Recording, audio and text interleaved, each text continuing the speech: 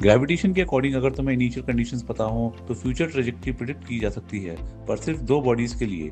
जैसे ही तीसरी बॉडी आती है, फ्यूचर प्रिडिक्ट करना मुश्किल हो जाता है।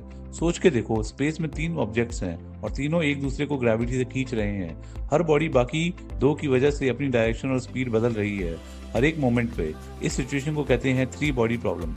क्वेश्चन सिंपल लगता है, क्या हम थ्री ग्रेविटेशन बॉडीज का एग्जैक्ट फ्यूचर ट्रेजेक्टरी निकाल सकते हैं? इसका जवाब है नो। इसका रीजन मैथ्स कम और केओस ज्यादा है।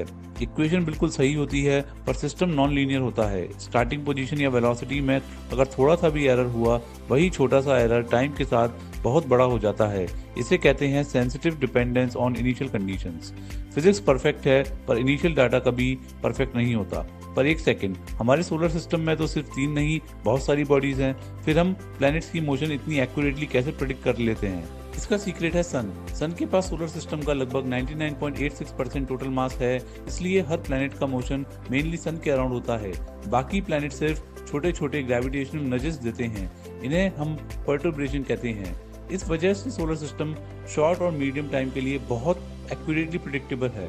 पर यूनिवर्स में ऐसे सिस्टम भी होते हैं जहां दो या तीन स्टार्स होते हैं, जैसे हमारा neighbour star system Alpha Centauri एक ट्रिपल स्टार सिस्टम है। ऐसे सिस्टम में ग्रेविटी का डायरेक्शन हर वक्त चेंज होता रहता है।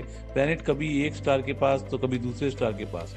ऑर्बिट स्टेबल नहीं रहती और कियोस शुरू हो जाता है। ऐसे सिस्टम में किसी भी प्लैनेट के लिए लॉन्ग टर्म स्टेबल ऑर्बिट लेना लगभग इम्पॉसिबल होता है।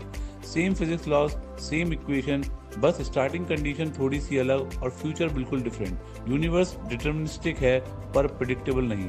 अगर ये समझ आया तो वीडियो को लाइक करें, सब्सक्राइब करें, शेयर करें। Thank you.